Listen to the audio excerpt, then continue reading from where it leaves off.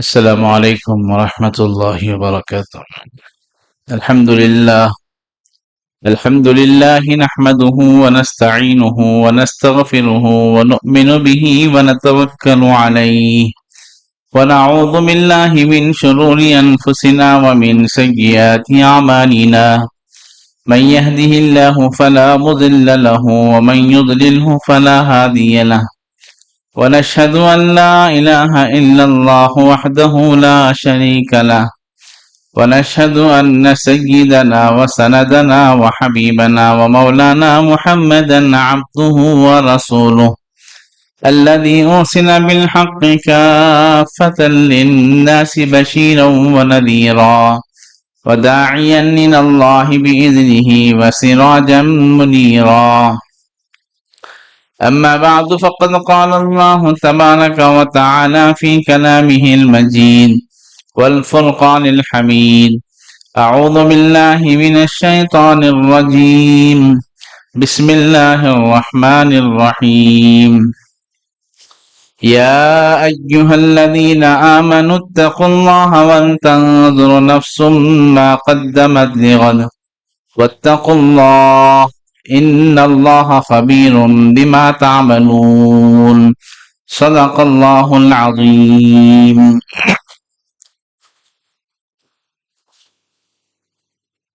بزرگان محترم، عزیزان ملت اسلامیہ، نوجوان دوستو عزیزوں،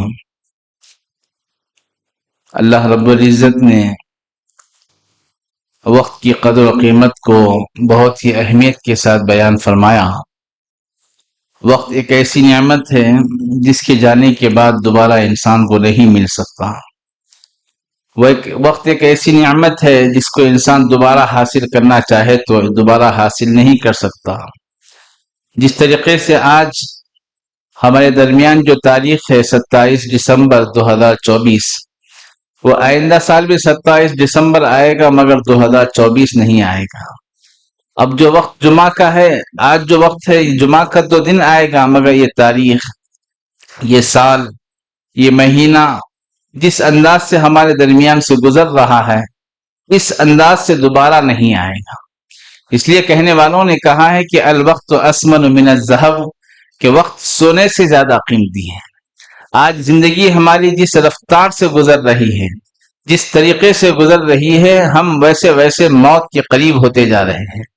اللہ رب العزت نے ہمیں جو زندگی عطا فرمائی، اس زندگی کا مقصد کیا ہے؟ اللہ نے ہمیں دنیا کے اندر زندگی گزارنے کے لیے کیوں بھیجا ہے؟ ان چیزوں کو اگر ہم اس سے پہلے کہ تمہارا حساب لیا جائے کہ اپنا محاسبہ کرتے رہو، اللہ نے ہمیں دنیا کے اندر کیوں بھیجا ہے اور ہماری زندگی کیسے گزر رہی ہے، ہم کیا اعمال کر رہے ہیں، کہ ہمارے اعمال اس قابل ہے کہ کل اللہ رب العزت کے دربار میں جب ہماری حاضری ہوگی، اللہ رب العزت کے سامنے جب ہم حاضر ہوں گے تو اس وقت جو ہم اعمال پیش کریں گے ہمارے اس قابل اعمال ہوں گے کہ ہم اللہ کے سامنے پیش کر سکیں، ہم اللہ رب العزت کو منہ دکھا سکیں. ہاں، اگر ہمارے اعمال اس قابل ہے، ہماری نماز، ہمارا روزہ، ہماری زکوٰۃ، ہمارے صدقات، ہماری تہجد، ہمارے لوگوں کے ساتھ لین دین، ہمارے لوگوں کے ساتھ معاملات، اگر یہ سب چیزیں اگر صحیح ہے تو ہم یہ کہہ سکتے ہیں کہ اللہ کے سامنے ہم حاضر ہو تو یہ تو کہہ سکتے ہیں اللہ جتنی میری قدرت تھی اتنا کام تو میں کر چکا ہوں، اب آگے آپ کی رحمت کے بغیر، آپ کی شفقت کے بغیر ہم کوئی کام نہیں کر سکتے. تو امید ہے اللہ رب العزت ہمارے ان اعمال کو قبول فرما کر جنت کا راستہ دکھائے. اگر ہمارے اعمال اس قابل نہیں ہیں کہ اللہ کے سامنے جب ہماری حاضری ہو ہم اللہ کے سامنے یہ کہہ سکے اے اللہ، اگر ہمارے اللہ کے سامنے ہماری حاضر ہو کہ ہم یہ نہیں کہہ سکتے کہ اگر ہم یہ اعمال لے کر آئے تو اللہ کے سامنے کیا منہ دکھائیں گے. اس لیے میرے عزیز دوستو، اللہ کے نبی صلی اللہ علیہ وسلم نے حدیث میں جو بات ارشاد فرمائی وہ یہی ہے کہ نعمتان مغبون فیہما کثیر من الناس. دو نعمتیں ایسی ہیں جس سے انسان دھوکے میں پڑا ہوا ہے. ایک صحت کی نعمت، نعمتان مغبون فیہما کثیر من الناس، الصحت والفراغ، ایک صحت کی نعمت ہے، دوسری فراغت کی نعمت۔ صحت کی نعمت اللہ نے آج ہمیں صحت عطا فرمائی، تندرستی عطا فرمائی، ہم یہاں ٹھہر سکتے ہیں، نماز پڑھ سکتے ہیں، رکوع کر سکتے ہیں، سجدہ کر سکتے ہیں، ہم چل پھر کر اللہ کے راستے میں جا سکتے ہیں۔ ضرورت پڑی اگر کسی اور کام کی، اگر ہم ضرورت پڑ رہی ہے میں دین کی خدمت کے لیے، ہم چل پھر کر دین کی خدمت کر سکتے ہیں۔ اگر یہ صحت کی نعمت ہمارے پاس سے ختم ہو گئی تو ہم اس قابل تھوڑی، ہم تو اس قابل بھی نہیں رہ سکتے کہ آ کر ہم سجدہ کر سکے، ہم رکوع کر سکے، ہم ٹھہر کر نماز پڑھ سکیں۔ اس لیے صحت، اس لیے کہنے والوں نے صحت کے بارے میں کہا ہے تندرستی ہزار نعمت ہے۔ یقیناً تندرستی اگر انسان کے پاس نہیں ہے تو یہ کچھ بھی نہیں، کچھ بھی نہیں کر سکتا۔ چاہ سکتا ہے آدمی میں مسجد میں جاؤں گا، بیٹھوں گا، نماز پڑھوں گا، میں روزہ رکھوں گا، یہ کروں گا وہ کروں گا، صرف چاہت تک رہ جاتی ہے، آدمی کچھ نہیں کر سکتا۔ اس لیے صحت کی نعمت بڑی نعمت ہے، کیونکہ آدمی کو احساس نہیں ہے۔ اگر مثال کے طور پر ہمارا یہ انگوٹھا ہے، یہ انگوٹھا ہمارا اچھا ہے، ہمیں احساس نہیں ہے کہ ہم انگوٹھ سے کتنے کام کر رہے ہیں۔ اگر خدا نہ خواستہ اللہ نہ کرے اگر ہمارا یہ انگوٹھا خراب ہو گیا یا اس کے اندر کوئی زخم لگ گیا تو ہم کوئی چیز اٹھا بھی نہیں سکتے، ہم کوئی چیز پکڑ بھی نہیں سکتے، کیونکہ ہمارا سارے کام کا دار و مدار ہمارا یہ انگوٹھا ہے۔ اگر ہم انگوٹھے سے کوئی چیز پکڑ سکتے، اٹھا سکتے، نیچے رکھ سکتے، اس کو پھینک سکتے، سب کچھ کر سکتے، اگر یہ انگوٹھا ہمارا خراب ہو جائے تو ہم اس کے 4 انگلیاں بھی ہونے کے باوجود ہم کوئی کام صحیح طریقے سے نہیں کر سکتے۔ یہ صحت کی نعمت۔ تو میرے عزیز دوستو، ایسی بہت ساری چیزیں ہیں ہمارے جسم کے اندر۔ ہماری آنکھ کا یہ پردہ لے لیجیے، ہماری یہ زبان لے لیجیے، ہمارے یہ پیٹ کا جو نظام ہے ہاضمے کا اس کو لے لیجیے۔ اس کا ہاضمے کا نظام نہیں، لوگ پیٹ کے درد سے تڑپ رہے ہیں۔ جن کے آنکھوں کا مسئلہ ہے تو وہ لوگ آنکھوں کی وجہ سے تڑپ رہے ہیں، کوئی شوگر کی وجہ سے، کوئی اپنڈکس، نہ جانے کیسی کیسی بیماریوں کی وجہ سے لوگ تڑپ رہے۔ کبھی ہاسپٹل کا ہم دورہ کر آئے تو ہمیں معلوم ہوگا کہ صحت کتنی نعمت ہے۔ لوگ ہزاروں لاکھوں روپے لے کر آکسیجن لگائے ہوئے ہیں، تو اتنے لاکھ روپے، اتنے ہزار روپے اتنے دنوں کے لگائیں گے تو سانس ہم جو سانس لے رہے ہیں، جو فری میں ہم سانس لے رہے ہیں، لوگ پیسے دے کر وہ سانس لے رہے ہیں۔ آکسیجن لگا ہوا ہے، وینٹیلیٹر پر ہے، بھائی اتنے دن اگر رہیں گے تو یہ اتنا پیسہ لگے گا، تو اتنے سانسیں لے سکیں گے۔ اللہ کی نعمتوں پر غور و فکر کرنا ہے۔ تو دوسری نعمت فراغت کی نعمت، فرصت کی نعمت تھی۔ ہم کر سکتے تھے وہ کام، ہم نے وہ کام نہیں کیا۔ فرصت کی نعمت کو ہم بیکار چیزوں میں گزار دیا تو ایک وقت ایسا بھی آئے گا کہ ہمارے پاس ٹائم نہیں ہوگا۔ نہیں بے کیا ہے، چلنا ہے بنا ٹائم نہیں ہے، بھی نہیں جا سکتے۔ وہ کام کرنا ہے بے ٹائم نہیں ہے، پھر آپ کو نماز پڑھنا ہے بے ٹائم نہیں، کہاں ہے بے، وہاں جا رہے ادھر جا رہے۔ کیونکہ فرصت کی نعمت کو بھی ہمیں غنیمت سمجھنا چاہیے۔ تو میرے عزیز دوستو، اللہ رب العزت نے وقت کی اہمیت کو بیان فرمایا۔ اس لیے نماز کا جب مسئلہ آتا ہے تو یہاں پر بھی ان الصلاۃ، اللہ نے جو نماز کا تذکرہ فرمایا تو وہاں پر بھی نماز کا تذکرہ کرتے ہوئے فرمایا کہ نماز کو تم وقت پر ادا، جو نماز کا وقت ہے، عصر کی نماز میں عصر، مغرب کی نماز کے وقت مغرب۔ اسی طریقے سے روزے کا مسئلہ ہے، اس کے لیے بھی وقت درکار ہے۔ اسی طریقے سے حج کا مسئلہ ہے، جب تک وہ ایام نہیں آتے آدمی حج نہیں کر سکتا۔ ایسی بہت ساری عبادتیں ہیں جو انسان کے وقت کے ساتھ متعین ہے۔ روزے کا مسئلہ لیجیے، آپ اگر ایک منٹ بھی سحری کا وقت ختم ہونے کے بعد اگر کوئی آدمی کھاتا ہے تو اس کا روزہ نہیں ہوتا۔ اگر کوئی آدمی افطار کا وقت ہونے کے دیر کے بعد اگر افطار کرتا ہے تو اس کا روزہ مکروہ ہو جاتا ہے، اس کو وہ ثواب نہیں ملتا جس طریقے سے اول وقت میں افطار کرنے پر ثواب ہے۔ تو میرے عزیز دوستو، وقت کی اہمیت، اس لیے اللہ رب العزت نے قرآن کریم میں وقت کی قدر قسم کھا کر فرمایا والعصر، زمانے کی قسم اللہ نے کھائی، والعصر، زمانے کی اللہ نے قسم کھائی۔ اور دوسرے مقام پر اللہ نے فجر کے وقت کی قسم کھائی، والفجر ولیال عشر، 10 راتوں کی اللہ نے قسم کھائی، والضحیٰ کہا، کبھی چاش کے وقت کی اللہ نے قسم کھائی۔ یہ کیوں قسم کھا رہا ہے اللہ رب العزت کے وقت کی اہمیت کو بتانے کے لیے۔ دنیا کے اندر جن حضرات نے وقت کی قدر و قیمت کی، آج دنیا ان کا نام سنہرے الفاظ میں لکھی ہوئی ہے۔ ایسے بہت سارے واقعات میں ایک دو واقعے آپ کے سامنے بیان کروں گا۔ حضرت مولانا عبدالحی صاحب لکھنوی رحمہ اللہ بہت بڑے اللہ والے تھے، جن کے جنازے پر لاکھوں لوگوں نے شرکت کی۔ ان کا حال یہ تھا، وقت کی اتنی قدر و قیمت کیا تو قدر و قیمت ان کے پاس تھی کہ ان کا جو کتب خانہ تھا جہاں پر بیٹھ کر کتابیں لکھا کرتے تھے، جہاں بیٹھ کر وہ بہت ساری چیزیں پڑھا کرتے تھے، ان کے والد محترم نے اس کتب خانے کے 3 دروازے تھے، 3 دروازوں کے پاس 3 جوتے لگا دیے تھے کہ جب باہر نکلے گا میرا بیٹا تو وہ جوتا ڈھونڈنے میں آدھا یا 1 منٹ ضائع نہ کرے، آدھا یا 1 منٹ جوتا باہر نکلتے ہی جوتا تیار ہو، کام کرے، پھر آئے اپنے کام میں مصروف ہو جائے۔ امام محمد رحمت اللہ علیہ کے بارے میں لکھا ہوا ہے وہ صبح و شام اکثر و بیشتر اپنے کتب خانے میں وقت نکال کر پڑھنے، پڑھانے، لکھنے میں اتنا مشغول ہوتے تھے، کھانے پینے کی بھی ان کو فرصت نہیں ہوا کرتی۔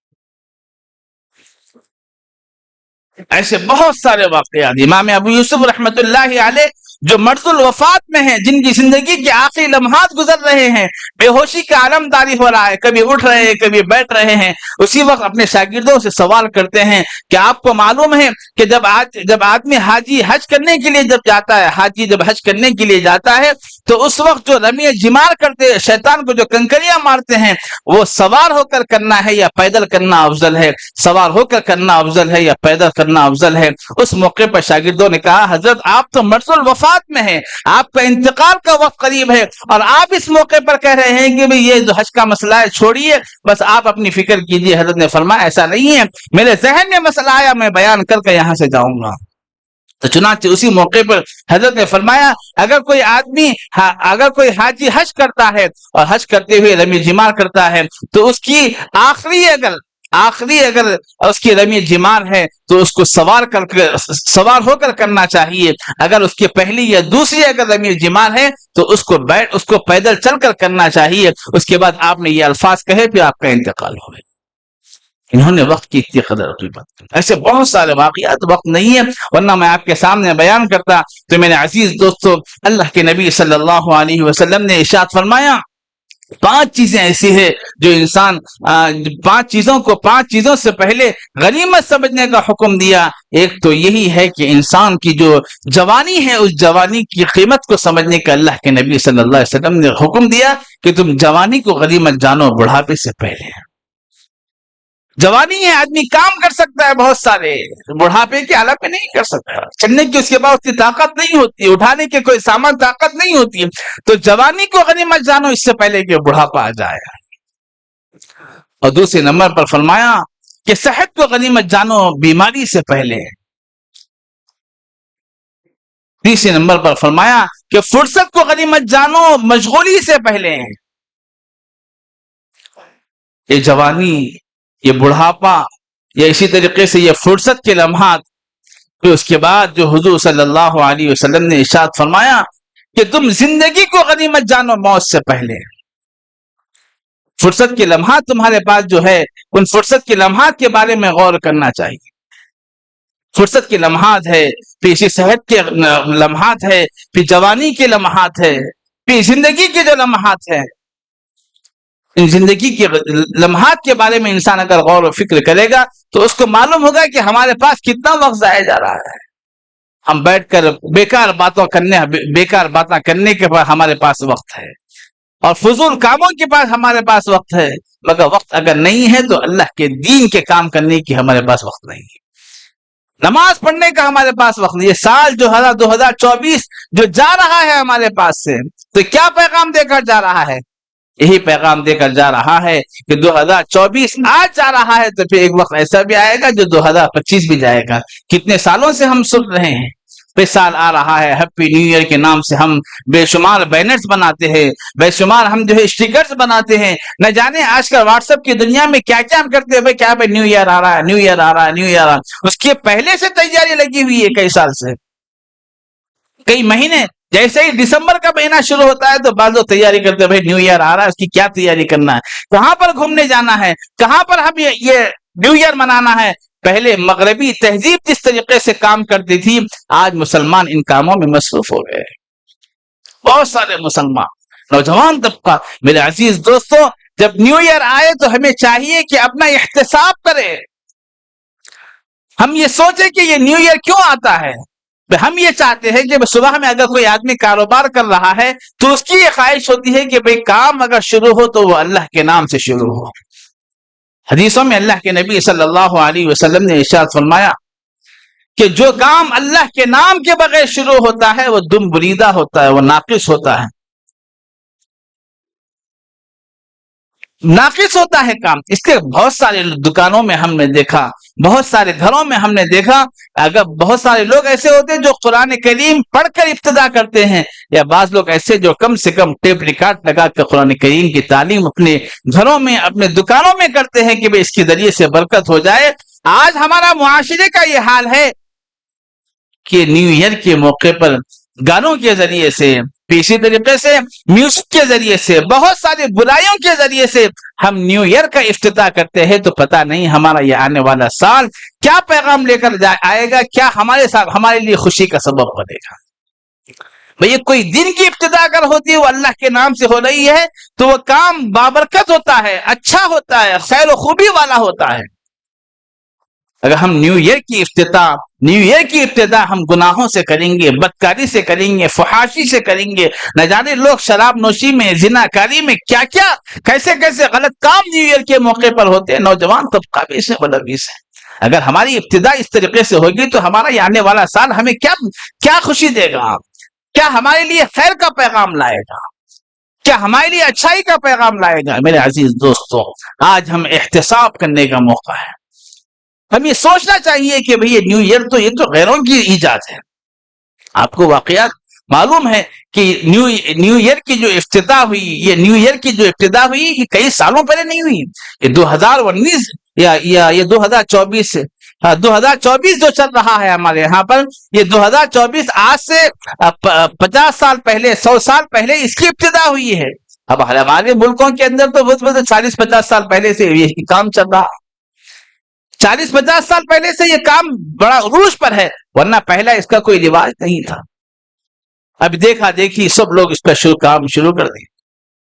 پہلے زمانے میں آپ کو معلوم ہے کہ انگریزوں کا جو قبضہ تھا وہ تقریباً ہندوستان کے اندر بھی انہی کا قبضہ تھا، اور بھی بہت سارے ملکوں کے اندر اس کا قبضہ تھا، اور بہت سارے لوگ اسی کے ماتحت تھے۔ لوگ کہتے تھے کہ انگریزوں کی حکومت ایسی جس میں سورج غروب نہیں ہوتا۔ اللہ کا شکر یہ ہے کہ ہمارا ہندوستان اس سے آزاد ہوا۔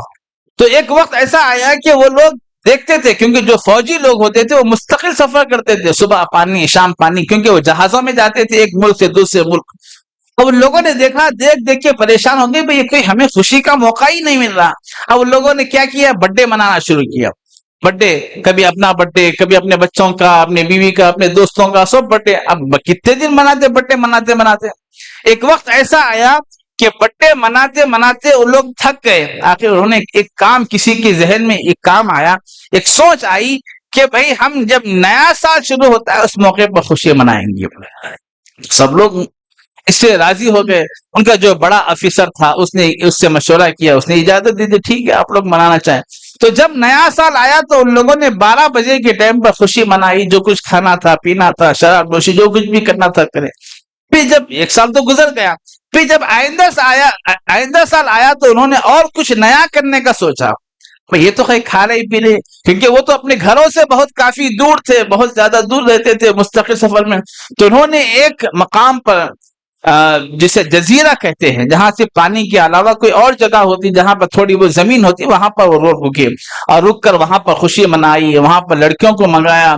پھر جیسے ہی 12 بجے تو اس موقع پر لوگوں نے ایک کام یہ کیا، اس کا جو لائٹ کا جو ذمہ دار تھا اس سے کہا کہ جیسے ہی 12 بج جائے لائٹ بند کر دو۔ اب 12 بجے اچانک لائٹ بند ہوئی تو لوگ فحاشی میں، برائی میں، بدکاری میں مبتلا ہو گئے۔ پھر جب آئندہ سال آیا تو پھر لوگوں کو 12 بجے کا انتظار تھا، لائٹ بجنے کا، جیسے ہی لائٹ بجے گی پھر کام شروع۔ بہرحال اس طریقے سے چلتا ہمارے اس ملک کے اندر بھی آ گیا، اور ہمارے ان شہروں کے اندر بھی آ گیا، ہمارے ان محلوں کے اندر بھی آ گیا۔ ہم ہر سال دیکھتے ہیں کہ لوگ پٹاخے پھوڑتے ہیں، لوگ نہ جانے کیسے کام اس موقع پر کرتے ہیں۔ کتنے افسوس کی بات ہے۔ تو میرے عزیز دوستو، نیا سال ہمیں یہ پیغام دینے کے لیے آ رہا ہے کہ تم اس سال کے موقع پر یہ کام کرو کہ تم اپنے بزنس کا دیکھو کہ تمہارا اگر بزنس ہے تو اس بزنس کو تم نے کتنے اچھے مقام پر لے کر گئے۔ ہمارا حال یہ ہے کہ سامنے سے اگر کالی بلی چلے گئی تو ہمیں سمجھتے بھائی اس کی وجہ سے ہمارا کام نقصان ہوگا، اور اسی طریقے سے صبح صبح اگر کسی گراہک سے بحث ہو گئی تو ہمیں سمجھتے بھائی ان کی وجہ سے ہمارا گراہک خراب ہوگا۔ یہ خیالات ہمارے ذہن و دماغ میں ہیں، مگر ہم یہ نہیں دیکھتے ہمارے سال کی ابتدا کس انداز سے ہو رہی ہے۔ تو میرے عزیز دوستو، یہ سال کا آخری جمعہ ہے اور یہ سال کے آخری ایام ہمارے چل رہے ہیں۔ اس موقع پر ہم کئی چیزوں کا احتساب کر سکتے ہیں۔ ایک تو اپنے بزنس کے بارے میں کہ ہم نے بزنس کو کس عروج پر لے کر گئے۔ بزنس اگر اچھا چل رہا ہے تو اللہ کا شکر ادا کریے، اگر اس میں کمی پیش آ رہی ہے تو ہم یہ دیکھیں کہ ہمارا رویہ گراہک کے ساتھ کیسا ہے، ہم ان کے ساتھ کس انداز سے بات کرتے ہیں۔ ہم جو گراہک ہمارے پاس آتا ہے تو ان کے ساتھ ہمارا بات کرنے کا انداز کیا ہے، کس وجہ سے ہمارا گراہک ہم سے دور ہو رہا ہے، اس بات پہ بھی غور و فکر کرے۔ اگر اچھا کاروبار چل رہا تو اللہ کا شکر ادا کرے۔ ایک تو یہ بات ہے گراہک کے تعلق سے، اور اگر ملازم ہیں تو یہ دیکھیں کہ بھئی ملازمت میں ہم نے کتنا کام کیا ہے۔ ہم 8 گھنٹے کی ملازمت بول کے ہم لکھ تو رہے ہیں کہ 8 گھنٹے کی ملازمت ہم برابر کر رہے ہیں یا نہیں کر رہے، یا ڈنڈی مار کر پوری تنخواہ ہم لے رہے ہیں، یہ بھی خیال کرنا چاہیے، یا سال کے آخر میں اس کا محاسبہ کرے۔ اور اسی طریقے سے دین کے معاملے میں ہم نے 2024 کے اندر کتنے قرآن مجید پڑھے ہیں، ہم نے 2024 کے اندر کتنا ذکر و اذکار کیا، ہم نے 2024 کے موقع پر کتنی ہماری وجہ سے کتنے لوگوں کو تکلیف پہنچی، کس کا حق ہم نے مارا، ان سب چیزوں کا محاسبہ کرنا ہے۔ یہی پیغام ہمیں سال کے آخر کا دے رہا ہے۔ اس لیے میں نے شروع میں کہا حاسبوا قبل ان تحاسبوا، بیٹھو ایک گھنٹہ بیٹھ کر ہم غور و فکر کرو کہ ہمارا یہ سال کیسے گزرا۔ اصل طریقہ تو یہی ہے کہ ہم صبح سے شام تک جو کام کرتے ہیں وہ شام میں بیٹھ کر محاسبہ کرنا ہے۔ کم سے کم اگر ہمارا ایک دن میں نہیں ہو سکتا تو کم سے کم ہر ہفتہ ہم کریں، جمعہ کے دن محاسبہ کریں بیٹھ کے کہ ہمارا یہ جو ہفتہ گزرا ہے اس ہفتے میں ہم نے کیا اچھے کام کیے، کیا برے کام کیے۔ اگر ہفتے میں نہیں ہو سکتا تو مہینے میں کرو، مہینے میں اگر نہیں ہو سکتا تو کم سے کم آپ سال میں ایک مرتبہ بیٹھ کے محاسبہ کرو کہ میرا سال کیسے گزرا ہے، کیا نقصان ہوا، کیا فائدہ ہوا، کیا اچھائی مجھے اس سال میں ملی اور کیا برائی مجھے اس سال کے اندر ملی، اور کیا کیا نقصانات ہوئے، کیا کیا فائدے ہوئے۔ ان سب چیزوں کا محاسبہ کرو، دین کے معاملے میں بھی، شریعت کے معاملے میں بھی، اچھائی کے معاملے میں، برائی کے معاملے میں، ان سب چیزوں کا محاسبہ اگر ہم کریں گے تو یقین جانے پھر آئندہ ہمارا جو سال آئے گا تو ان برائیوں کو ہم کم کر کے اچھے کاموں کی کرنے کی ہمیں توفیق اللہ کی طرف سے ملے گی۔ اس لیے بار بار احتساب کا ہمیں احادیث کے ذریعے سے، قرآن کے ذریعے سے جو پیغام ملتا ہے، جیسا کہ آپ نے بارہا سنا کہ حدیث میں آتا ہے من صام رمضان ایمانا و احتسابا، احتساب کے ساتھ روزہ رکھنے کا حکم ہے، احتساب کے ساتھ تراویح پڑھنے کا حکم ہے۔ تو ہم سال جب گزار رہے تو اس موقع پر بھی احتساب ہم کریں، محاسبہ کریں، اچھائی مل گئی تو اللہ کا شکر ادا کریں، برائی اگر ہم سے ہوئی ہے تو اللہ سے معافی مانگے، آئندہ نہ کرنے کا عزم کرے۔ اللہ سے دعا ہے اللہ ہم سب کو صحیح شریعت کے مطابق زندگی گزارنے کی توفیق نصیب فرمائے، اور انگریزوں کے اور اسی طریقے سے غیروں کی نقالی کرنے کی، جس میں حدیث میں اللہ کے نبی صلی اللہ علیہ وسلم نے فرمایا من تشبہ بقوم فہو منہم، جو قوم جس قوم کی مشابہت اختیار کرتی ہے اس کا شمار بھی انہی میں سے ہوتا ہے۔ ایسے قوموں سے اپنے آپ کو بچانے کی اللہ توفیق عطا فرمائے۔ وآخر دعوانا الحمدللہ رب العالمین۔